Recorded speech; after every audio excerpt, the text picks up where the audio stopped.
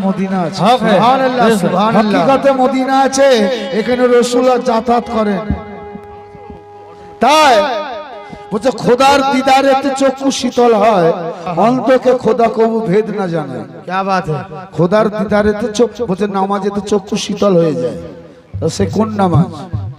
তাই ওরে জগৎ পাগল কাবার জন্য, কাবা পাগল মাবুদের, ওরে মাবুদ পাগল রসুলের জন্য, ওরে রসুল পাগল মতে। ও গো তোমায় যেদিন সেজদা করেছি, क्या बात है।